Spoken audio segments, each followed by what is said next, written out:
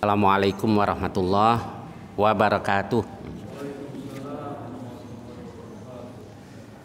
Alhamdulillahilladzi arsala rasulahu bil huda wa dinil haqq liyudhhirahu 'alad dini kullih wa kafa billahi syahida. Asyhadu an la ilaha illallah wahdahu la syarikalah wa asyhadu anna Muhammadan 'abduhu wa rasuluh. Allahumma shalli wa sallim wa barik ala nabiyyina Muhammad wa ala alihi wa sahbihi ajma'in, amma ba'd. Kita lanjutkan bab ke-14 dari Kitabus Salam, yaitu hadis nomor 1408. Bismillahirrahmanirrahim. Babu jawazi irdafil mar'ah al-ajnabiyah.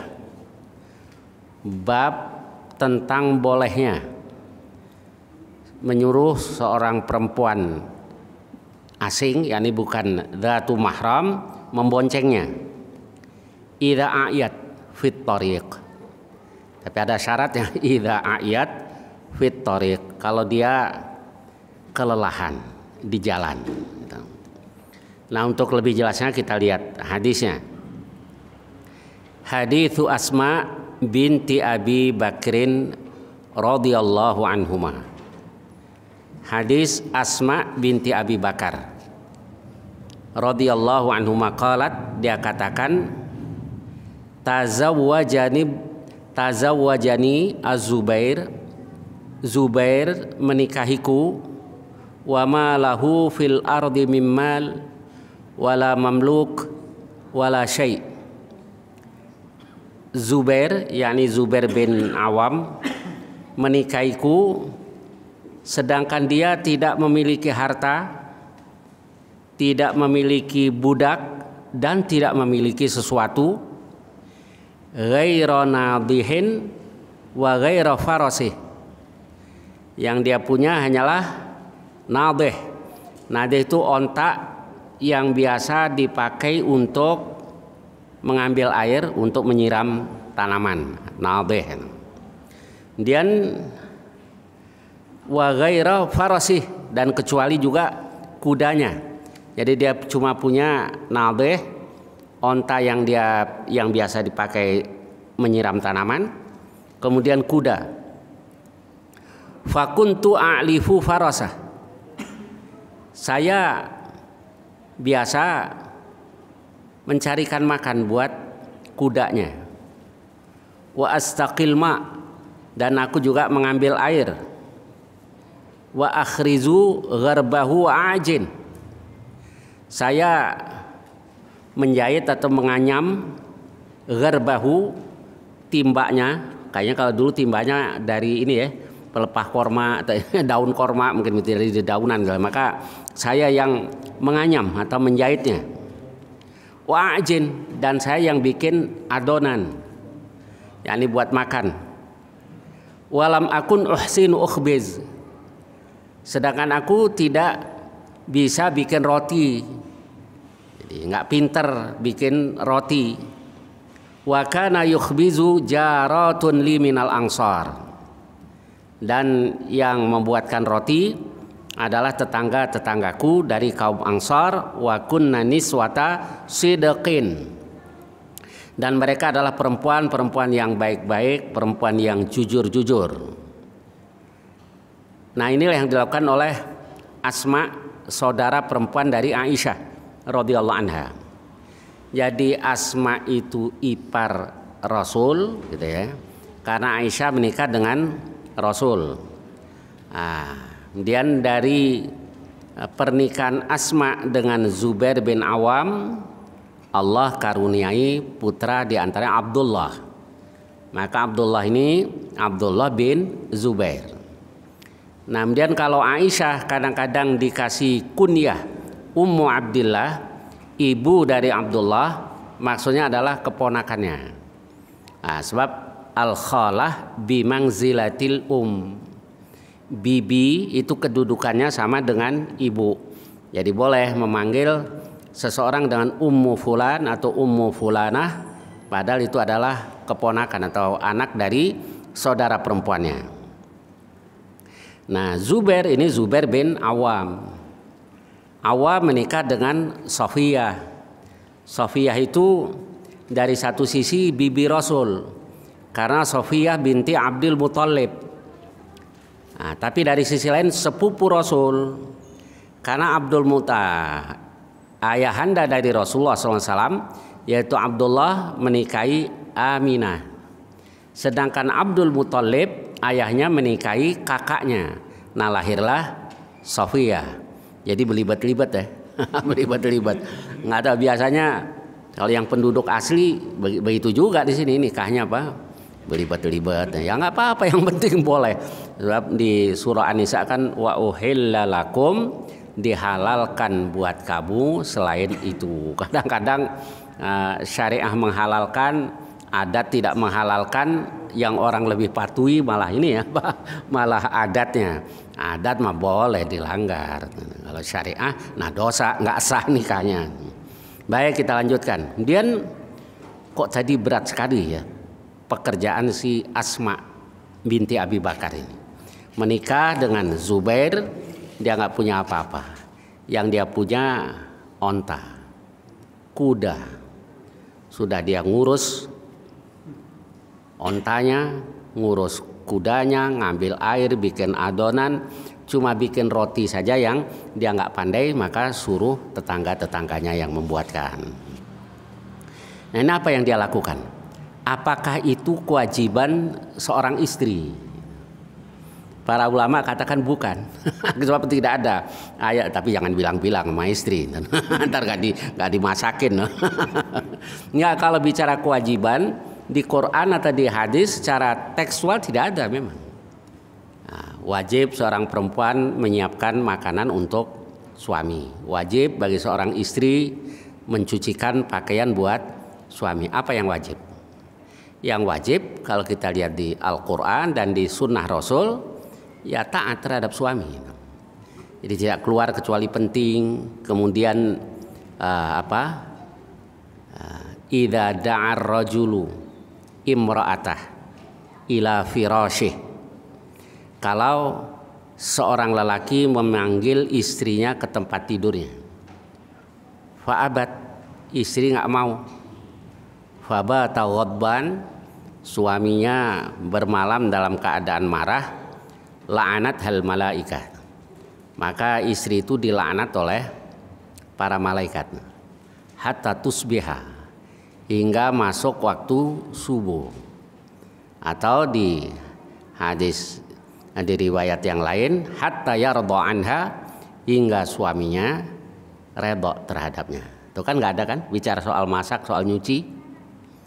Nah, deh. Lalu kadang-kadang terjadi permasalahan dalam rumah tangga itu, suaminya kalau mau harus dituruti, benar, itu haknya. Sebab memang kalau keinginan seorang lelaki nggak dituruti, bisa berantakan nanti urusannya kan ya. Di kantor dia bisa gampang marah sama temannya dan seterusnya. Jadi kenapa kok itu dianggap sesuatu yang penting dalam Islam? Ya ternyata memang penting dan nggak usah ditutup-tutupi. Kalau Islam kan realistis, itu apa adanya. Seorang lelaki itu lapar bisa ditunda, haus juga bisa ditunda, tapi yang satu tadi kan agak susah ditunda. Nah, terus ada teman, ya gimana ini kalau saya ini kok ditolak terus? Nggak ente kasih ini, jangan dibuat capek istri. Kalau memang maunya begitu, kalau maunya dia harus siap terus, ya jangan dibikin terlalu capek. Oke, sekarang apa yang dilakukan oleh Asma binti Abi Bakar tadi? Imam Nawawi katakan begini, wa kulluhu tabarru'un minal mar'ah. Semuanya tadi adalah tabarru', yaitu perbuatan baik karena cari redha Allah, tabarru' yang dilakukan oleh seorang perempuan. Jadi kalau perempuan lakukan ini semua, nah ini adalah kebaikan yang dilakukan oleh seorang perempuan, tabarru'. Kalau seorang ibu cari rizki buat ngasih anak-anaknya gimana? Ya boleh saja. Kalau yang wajib kan suami. Nah, maka Ummu Salamah itu pernah bertanya kepada Rasul, ya Rasul, bagaimana kalau saya kasih anak-anak saya anak dengan Abu Salamah? Walastu bitarikatihim hakada wa hakada. Saya tidak biarkan mereka begini begitu, yakni kesian kesana apa nyari makan begitu. Nabi katakan ya, dan dia dapat pahalanya 2. Jadi pahala sodakoh karena pahala silaturahim. Jadi seorang istri yang memberikan makan anak itu juga satu kebaikan. Nah, cuman disinilah bahwa kita harus saling memaklumi gitu ya, suami istri itu apa. Kalau bicara hak semuanya, wah Allah, kaku kali ya. Suami asal jatah. Kemarin saya ditolak, sekarang 2 kali. Nah, berat juga kan kalau kayak begitu. Istri begitu juga. Kemarin suaminya nggak punya duit. Ayo uang belanja yang kemarin. Tuh celengan gue tuh yang gue pakai tuh. Ayo kasih belanjaan double. Berat juga kan kita. Jadi kalau hanya bicara hak agak kaku dan berat. Maka di Quran banyak kalau sudah menyangkut suami istri, waris dan seterusnya. Itu seringkali menggunakan kata bil ma'ruf, dengan cara yang baik.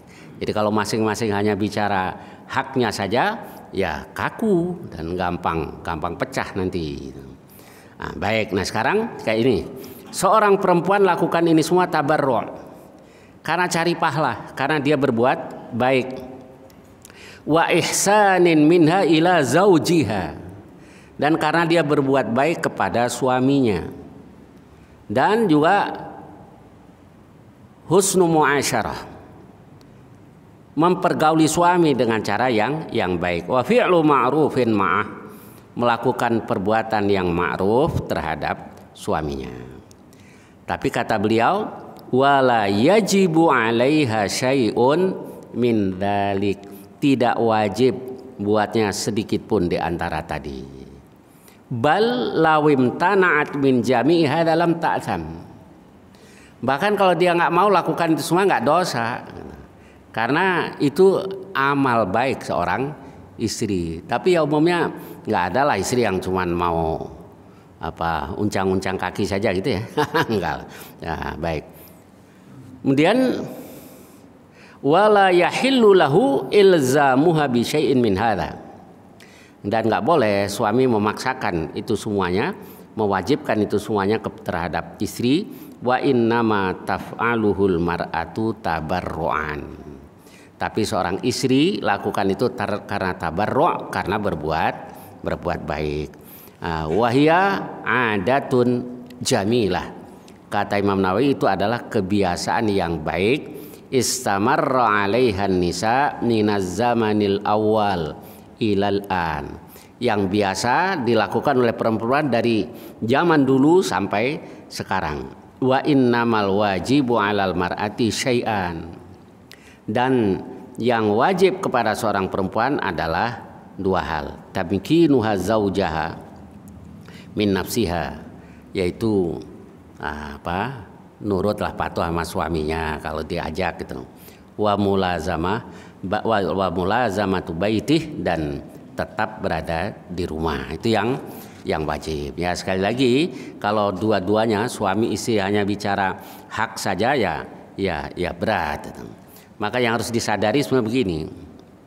Kan kadang-kadang kita ditinggal istri ya, pulang ke rumah orang tuanya. Ternyata mengerjakan pekerjaan istri nggak mudah juga kan bagi seorang suami.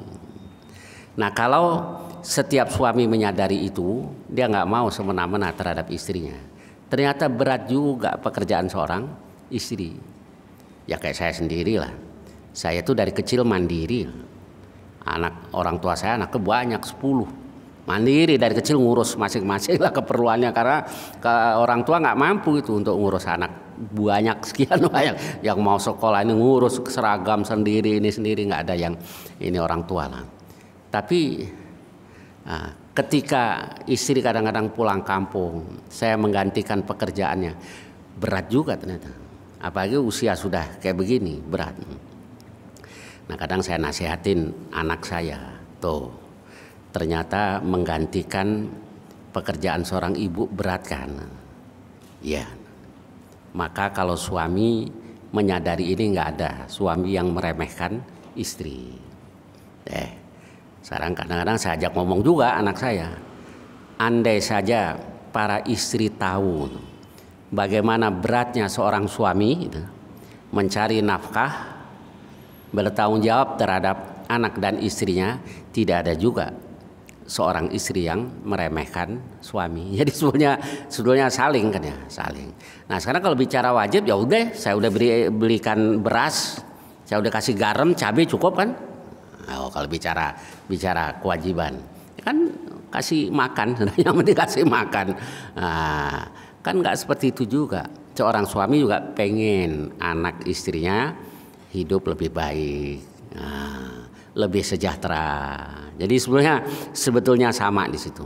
Jadi ini perlu niat untuk tabarru', niat untuk beribadah, cari pahala dari Allah. Dan banyak hadis-hadis sahih yang menjelaskan bahwa yang dilakukan oleh seorang istri, yang dilakukan oleh seorang suami, termasuk suami yang memberikan nafkah kepada istri, itu adalah sedekah.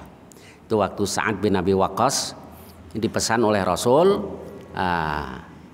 apa saja yang kau belanjakan asal niatmu karena mencari redha Allah, hatta ma taj'alu fi fimra'atik, hingga yang kau letakkan di mulut istrimu, itu adalah sedekah untukmu. Jadi kalau suami istri sama-sama nih ya, nawaitunya untuk beribadah sudah. Istri ngurus suami, ngurus anak karena cari pahala dari Allah. Suami cari nafkah, ngurus anak istri, satu kewajiban. Yang kedua juga dalam rangka mencari pahala dari Allah. Insya Allah semuanya bernilai ibadah. Baik, sekarang kembali ke kisah Asma tadi.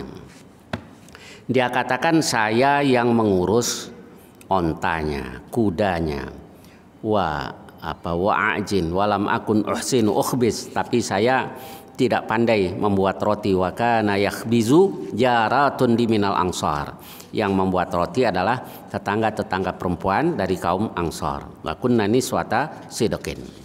Nah, kejadiannya nih, wa kuntu angkulun nawa min ardi Zubair allati aqta'ahu Rasulullah SAW ala ra'si wa hiya minni ala thulutsai farsakh. Saya memindahkan ini, bawa pulang biji-biji korma, apa ya? Yang di dalamnya apa namanya? Biji korma ya. Benih korma. Dibawa di atas kepalanya. Nah itu dari sebidang tanah yang Rasul dulu yang memberikan. Jadi kalau tentang nih tanah yang diberikan tuh, ya para ulama umumnya berpendapat jadi ulil amri berhak untuk memberikan itu kepada siapa tanah itu. Tetapi kalau orang yang pertama kali memakmurkan tanah yang tidak bertuan, ya kalau di Jawa kayaknya udah nggak ada ya, tapi kalau di Sulawesi, di Kalimantan kan masih banyak kan tanah-tanah yang tidak bertuan lah itu. Nah orang yang pertama kali memakmurkan itulah yang berhak terhadap tanah tadi. Jadi kalau sudah jadi milik ini ya nggak boleh diganggu gugat. Nah itu dalam fikih Islam. Baik, kemudian ini Rasul yang memberikan kepada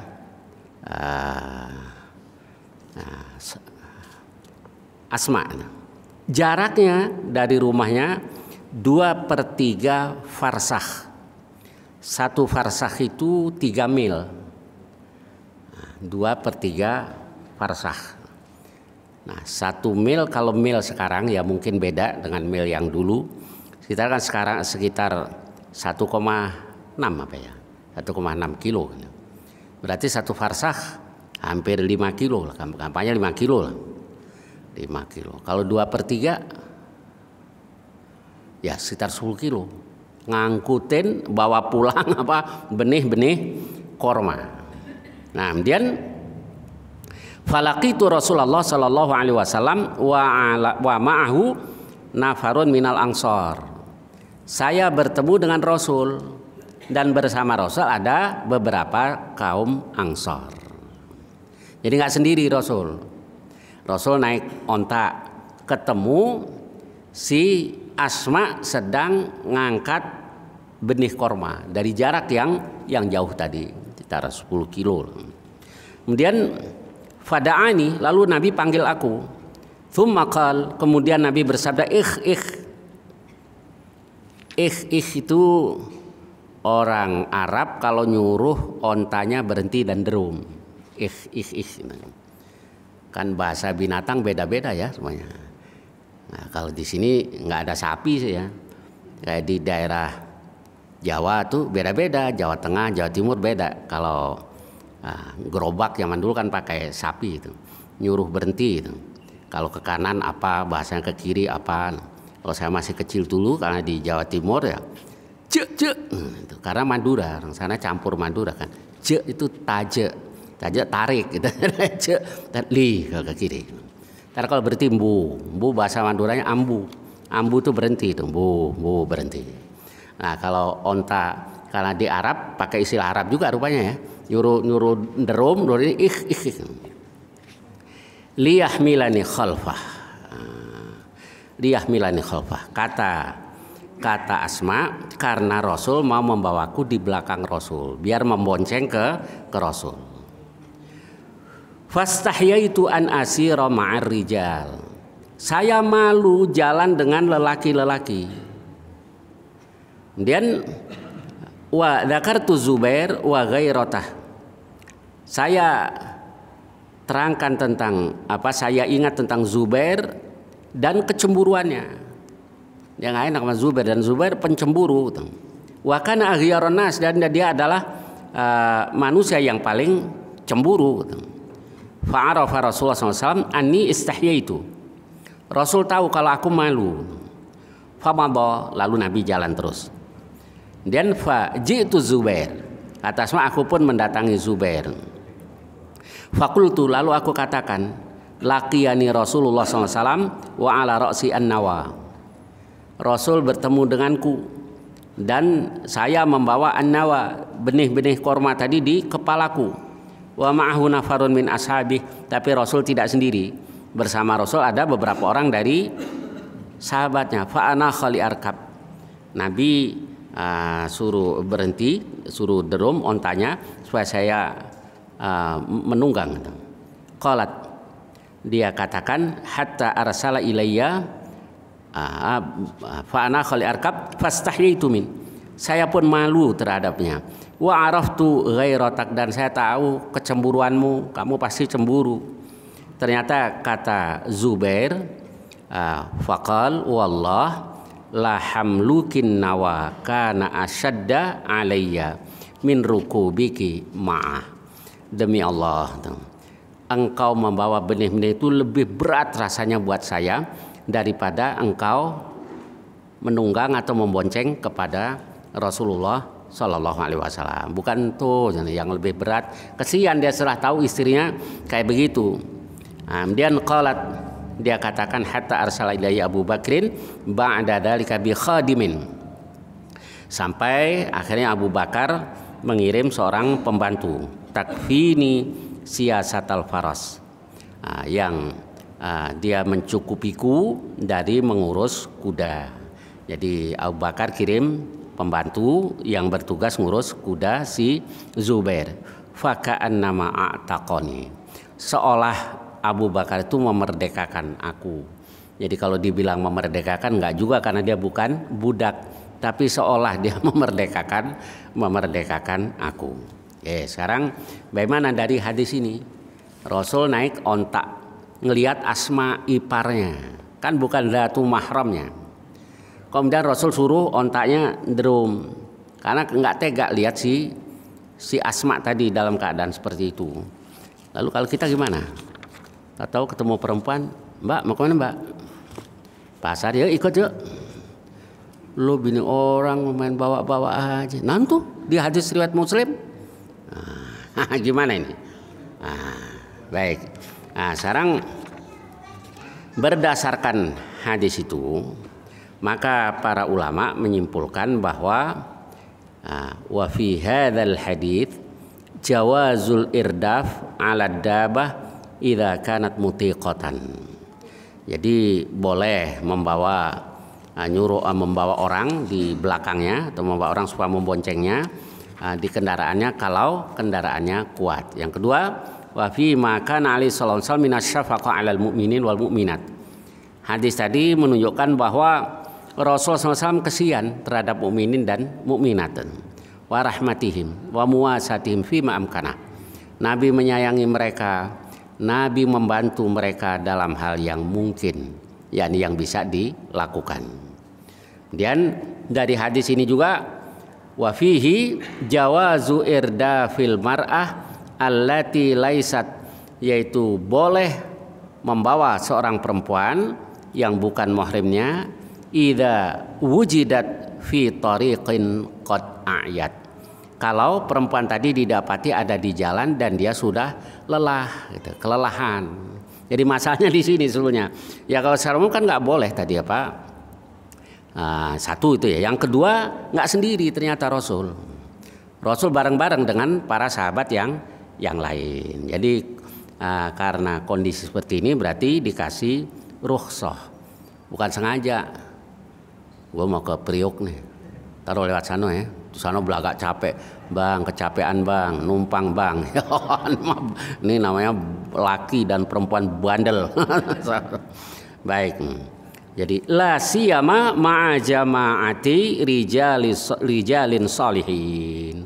Apalagi itu bersama-sama dengan lelaki-laki atau sekelompok orang yang salih. Wala syakka fi jawazi mithli hadza, dan tidak diragukan dibolehkan hal semacam ini. Baik, kemudian tapi ada juga ulama yang berpendapat yang lain. Misalnya Al-Qadhi Iyad yang sering kita nukil pendapatnya. Beliau katakan hadza khassun lin Nabi sallallahu alaihi wasallam bi khilafi ghairi. Beliau katakan itu khusus buat Rasul bukan yang lain. Faqad amarana bil muba'adah min anfasir rijal wan nisa. Dan kita diperintahkan untuk berjauhan lah perempuan dan laki. Wa kanat adatu sallallahu alaihi wasallam muba'adatahun litaktada bihi ummatuh. Biasanya Nabi menjauhi perempuan supaya dijadikan qudwah, dijadikan ikutan oleh umatnya. Ini sebagian ada yang berpendapat begitu. Dia katakan lagi wa inna makanat hadhihi khususiyah lahu likauniha binti Abi Bakrin, itu kekhususan, jadi khusus bagi Rasul karena Asma itu adalah binti Abi Bakar wa ukhtu Aisyah wa imra'ataz Zubair. Dia adalah saudara perempuan Aisyah dan dia juga istri dari Zubair. Yang Zubair tadi juga masih kerabat Rasul. Begitu pendapat Al-Qadhi ya, tetapi insya Allah yang lebih pas ya seperti pendapat kebanyakan ulama tadi dalam kondisi tertentu. Kayak tadi itu perempuan kelelahan di tengah jalan kita bawa dan kita tidak sendiri, jadi tidak berkhalwat.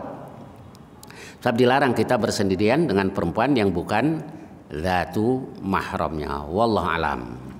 Ini tentang bolehnya menyuruh seorang perempuan asing, yakni yang bukan zatu mahram, untuk memboncengnya kalau dia kelelahan di jalan. Kemudian kita lanjutkan bab berikutnya, babu munajatil litsnain duna tsalits bighairi ridhah. Bab tentang berbisik antara dua orang dengan meninggalkan orang yang ketiga. tanpa redoknya. Jadi tiga ya, bertiga. Nah, hadisnya ini hadis Abdullah ibni Umar radhiyallahu anhuma anna Rasulullah sallallahu alaihi wasallam qala idza kanu thalathah fala yatanajatsnani duna tsalits. Kalau mereka bertiga, jangan yang dua berbisik dengan meninggalkan yang satu. Nah, di riwayat lain Nabi katakan itu menyakitinya. Bertiga, lalu yang dua nih berbisik. Lalu sebagian ulama atau kebanyakan ulama katakan sama juga sebetulnya. Berbisik sih enggak, cuma pakai bahasa yang enggak tahu nih, apa maksudnya. Nah, kalau orang dagang malah justru begitu ya biasanya. Ngomong biar ini nggak tahu artinya. Nah, padahal kalau bertiga dilarang. Nah, kecuali kalau sudah berkumpul dengan manusia yang lain. Kayak di hadis berikutnya. Hadis Abdullah ibni Mas'ud radhiyallahu anhu qala Nabi sallallahu alaihi wasallam idza kuntum thalathatan. Kalau kamu bertiga fala yatanaja rajulan dunal akhar. Jangan dua orang berbisik dengan meninggalkan yang lain hatta takhtalitu binnas, hingga kamu bercampur dengan manusia. Ajla ayyukhzina, karena hal itu membuat dia sedih. Apa ya, bisik-bisik berdua, ntar ngomongin gue lagi atau dan seterusnya lah. Ntar jangan-jangan punya rencana jahat lagi terhadap saya. Baik, saya tambahkan satu bab lagi, babut tibbi wal marad war ruqah. Bab tentang sihir, sakit, ruqyah dan ruqyah. Yang ada di Al-Lu'lu' wal Marjan itu satu hadis saja. Hadis Abi Hurairah radhiyallahu anhu, Nabi SAW qala al-ainu haq. Ain itu adalah hak. Nah, ini yang sudah kita bahas pada singgung pada kajian-kajian yang lalu, bahwa Nabi katakan al-ainu haq. Ain itu adalah nyata dan itu ada. Nah, apa itu ain? Kalau Ibnul Qayyim al-Jauzi katakan bahwa al-ain itu ada dua macam. Ada yang tabi'i, ada juga yang syaitan.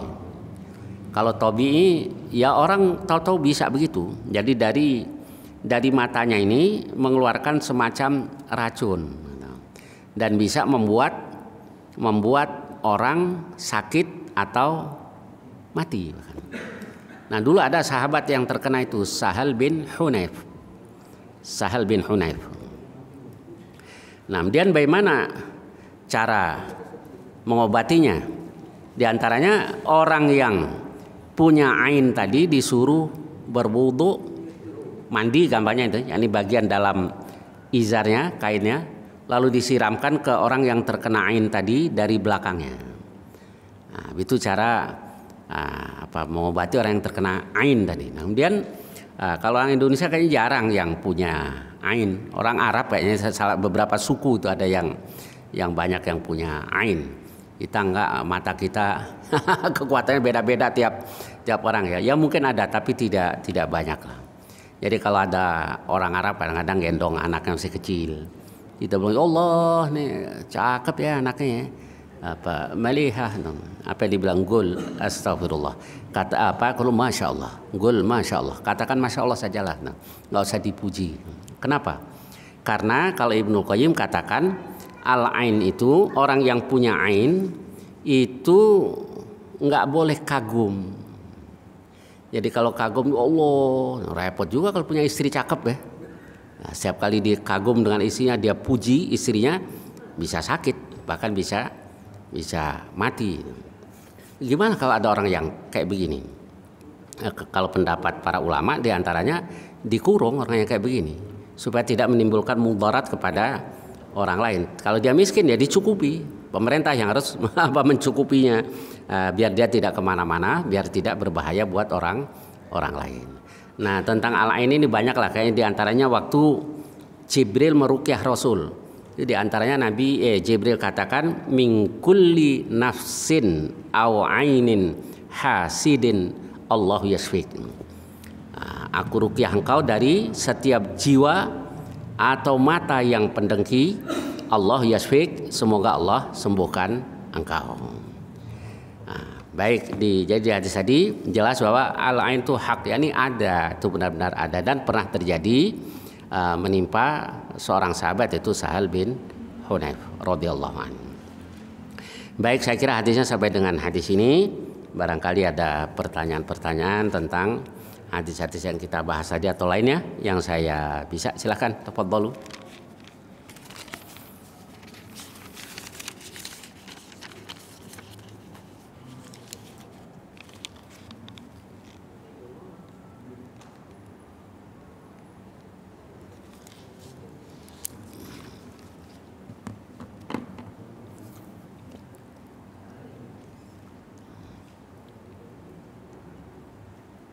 Ada pertanyaan, silakan.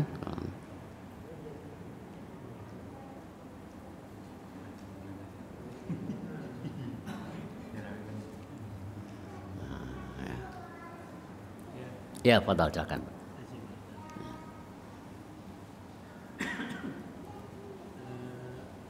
Tentang asma tadi. Ya. Kalau kita menemukan perempuan yang perlu ditolong, tapi tidak rame-rame, Ya. kita sendiri.